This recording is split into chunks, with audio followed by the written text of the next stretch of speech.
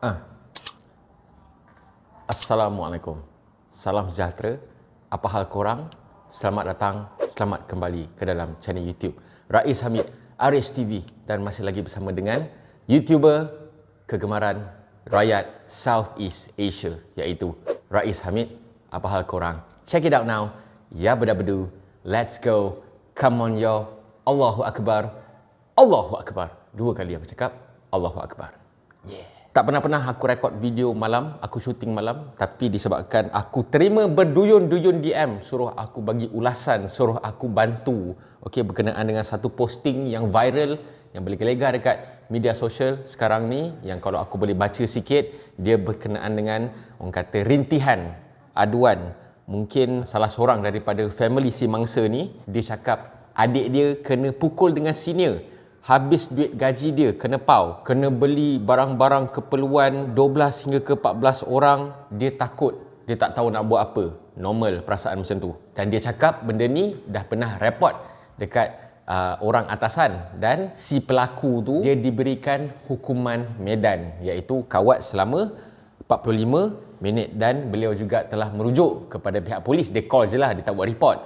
Dan polis cakap suruh pergi buat aduan dekat camp dulu, dan dia risau adik dia jadi sampai tahap macam kes arwah Zulfarhan lah. Jadi aku dah rujuk benda ni dekat seorang lawyer tentera dan juga kepada seorang pegawai tadbir dalam ATM. So diorang ada bagi aku, orang kata sikit lah, secara kasarnya lah, apa yang si mangsa ini boleh buat, tapi masih lagi mengikut prosedur di dalam Angkatan Tentera Malaysia. Sebelum tu, untuk korang macam biasa, tolong tekan butang subscribe, sebab kalau kau tekan butang subscribe dan tekan butang loceng, insya-Allah video-video yang penting, yang ilmiah macam ni, yang bagi info macam ni, korang akan jadi antara yang terawal untuk tengok, dan korang bolehlah share dengan kawan-kawan supaya diorang pun dapat manfaatnya juga, insya-Allah.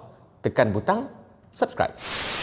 Mula-mula aku nak share dengan korang, okey, apa option yang si mangsa ni ada untuk dia boleh ambil tindakan lah terhadap situasi yang berlaku dekat dia ni. Mula-mula dia cakap dia dah report dekat orang atasan. Kita pun tak sure lah orang atasan yang dimaksudkan tu adalah sama ada pegawai ataupun in charge dia, which is masih lagi di pangkat yang lain-lain, pangkat lah, pangkat bawahan lah. So macam yang dia cakap, si tertuduh ni dah kena hukuman medan, dah kena kawat 45 minit. Kalau ikut prosedur dia, sekiranya tertuduh ni dia menerima hukuman medan sebanyak 3 kali, dia boleh dibuang daripada perkhidmatan. Jika hukuman medan ini telah direkodkan di dalam profil peribadi dia lah, nak bagi korang senang faham kan, dalam rekod dia lah. Tapi jabatan apa pun, pekerjaan apa pun, tak ada semua yang perfect lah. Masih juga orang kata ada hiccups.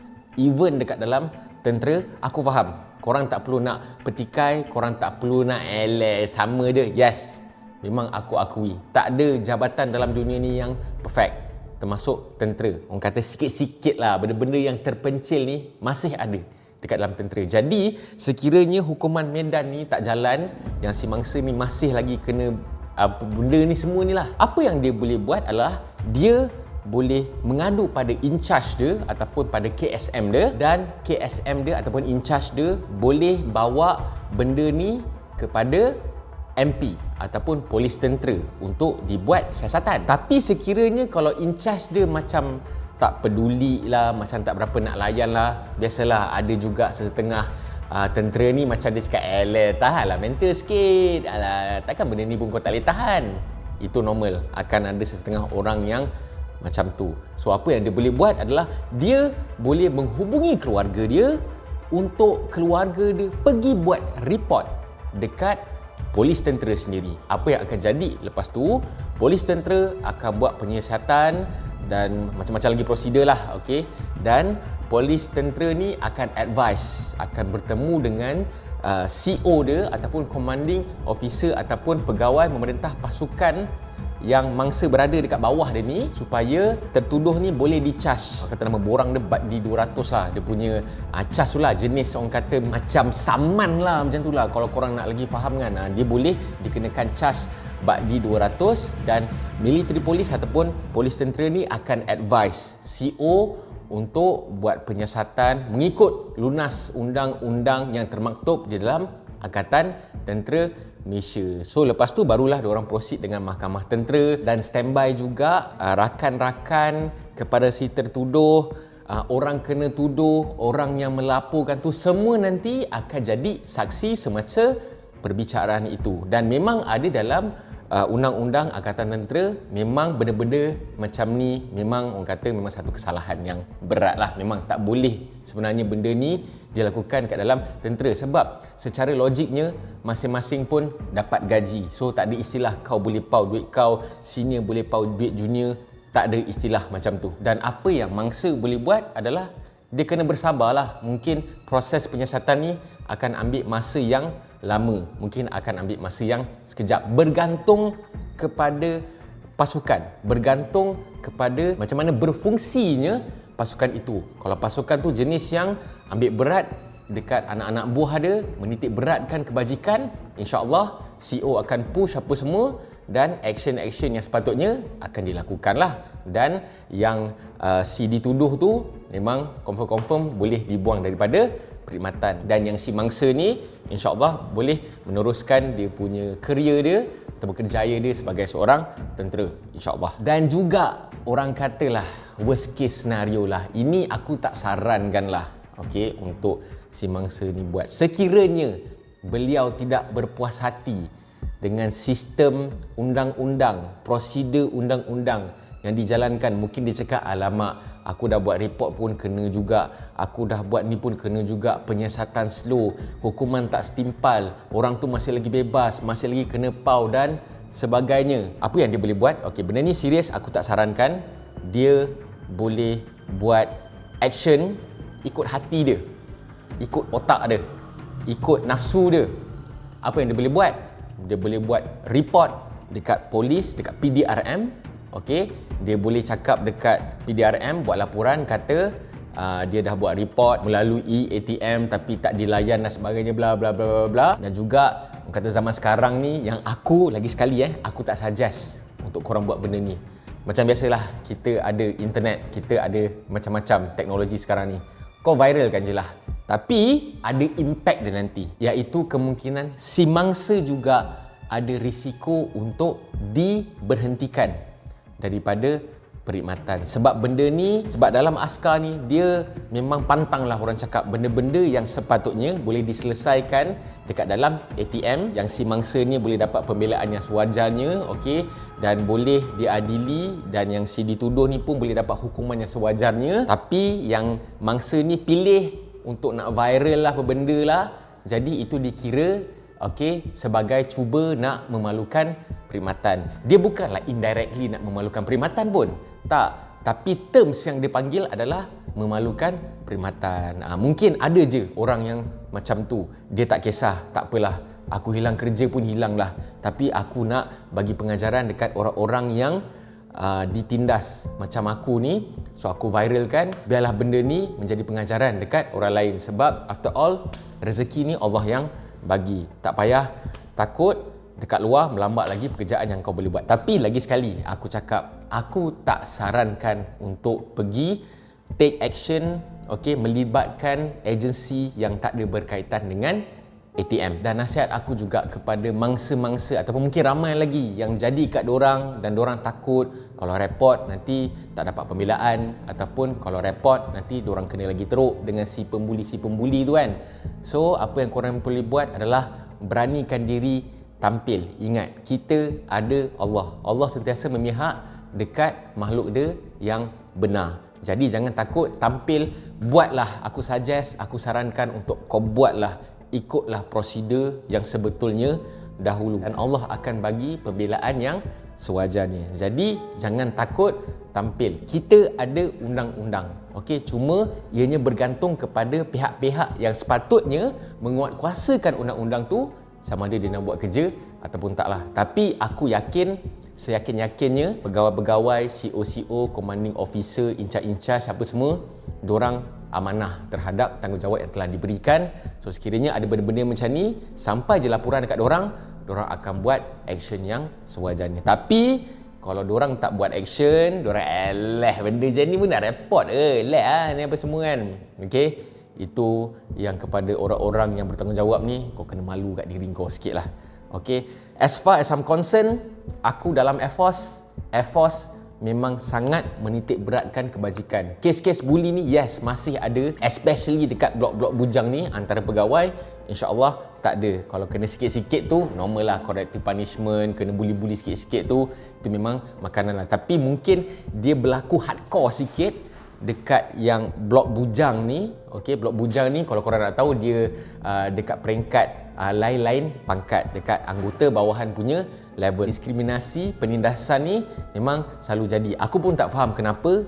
Okey, mentaliti semua dah jadi askar dah, tapi mungkin terbawa-bawa perangai samseng tai kucing. Okey, dia bawa masuk dalam tentera nak tunjuk akulah abang long tentera, kepala otak kau. Kau try dulu dengan aku, kau punya samseng tu macam mana nak tengok. Seiring dengan peredaran masa, aku yakin kalau ada benda hiccups yang benda-benda yang mungkin selama ni orang macam tak pandang sangat dekat dalam tentera, orang ambil ringan kes-kes yang macam ni, insya-Allah sekarang ni diorang dah improve. Diorang akan ambil serius lah benda ni, sebab kita tengok pun dah banyak dah kes arwah Zulfahan lah, kes itulah, kes ini dah macam-macam kes dah jadi. Tapi kalau ada masih orang yang berdegil juga, kau tak layak duduk dekat dalam tentera.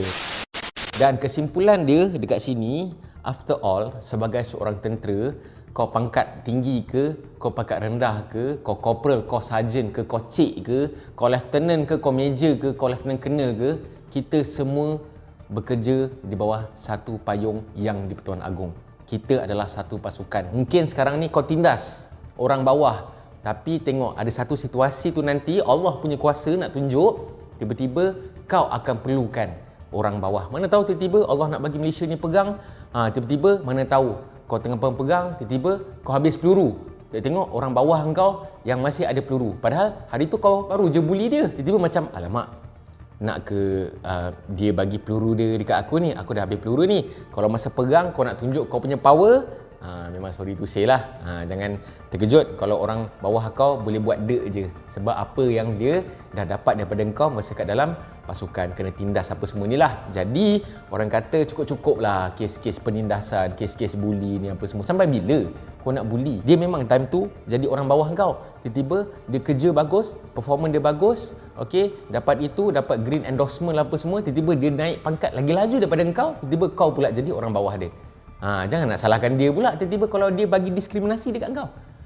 Jadi kes-kes bully macam ni, alah, very outdated lah, very old school lah. Okey, maju lah sikit, otak tu berkembang sikit. Okey, jangan malukan tentera lah. Okey, kita kalau nak ada macam ujian fizikal lah, kita nak menguji mental lah dan sebagainya ni, kita ada proses-proses dia, kita ada prosedur-prosedur dia. Mungkinlah kalau kau nak bully sangat kau punya junior-junior ni lah, kau punya orang-orang bawah ni kan, okey, kalau ikutkan dalam orang kata budaya tentera ni boleh, tapi ada limitation dia, ada orang kata dia punya SOP yang kau kena patuhlah. Tak adalah sampai orang tu injured, tak adalah sampai kopau duit dia apa semua kan. Last advice aku sebelum aku terlupa, okey, sekiranya yang si mangsa tu ada peluang untuk nak dapatkan bukti-bukti, boleh rekod video ke, rekod suara ke, handphone standby ke, suruh kawan kau ataupun badi bilik kau standby nak rekod ke, apa benda ke, buat. Okey, so nanti masa laporan yang akan dibuat dekat polis tentera tu nanti, kau boleh tampilkan sekali dengan bukti-bukti tu, supaya tak ada peluang untuk dorang nak cover line lah.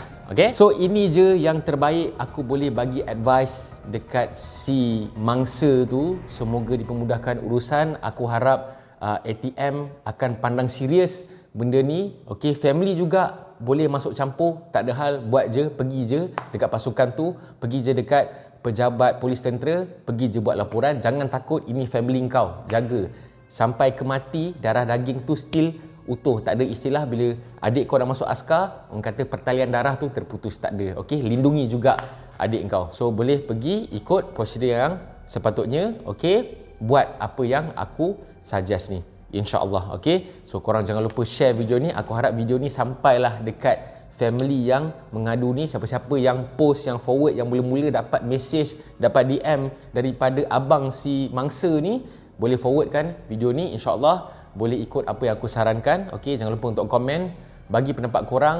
Tolong jangan nak bagi komen-komen yang bodoh-bodoh, komen-komen yang alas jalan. Okey, benda ni normal. Dekat mana-mana pun ada. Bukan setakat dekat dalam askar, kadang-kadang dekat sekolah menengah pun ada, dekat tahfiz pun ada. So benda ni normal. Cuma dalam askar ni dia ada prosedur dia yang kita kena patuhilah, dan aku dah pun bagi option yang ikut prosedur, option yang ikut nafsu pun aku dah bagi dah. So terpulang dekat si mangsa dan juga kepada keluarga si mangsa. Semoga keadilan dapat ditegakkan, insya-Allah. Amin. Okey, korang macam biasa jangan lupa tekan butang like, jangan lupa untuk tekan butang subscribe, dan jangan lupa untuk tekan butang loceng untuk notification video-video daripada channel YouTube Rais Hamid selepas ini, insya-Allah. Okey, aku sangat pandang serius lah benda ni. Benda ni tak sepatutnya ada dah dalam ATM ni. Macam nonsense lah. Dekat 2021 ni ada lagi pau-pau semua. Kau boleh pergi main forex ke, kau boleh pergi macam-macam lah. Kalau setakat nak cari duit ni, kau jual jamu ke, jual koset sajat ke, okey, boleh je. Tapi pau-pau ni alamak, very old school lah bro, old school lah. Okey, so janganlah buat benda-benda macam ni. InsyaAllah kita jumpa dalam next video. Assalamualaikum, bye bye guys. InsyaAllah semoga keadilan berpihak kepada yang teraniaya. Amin.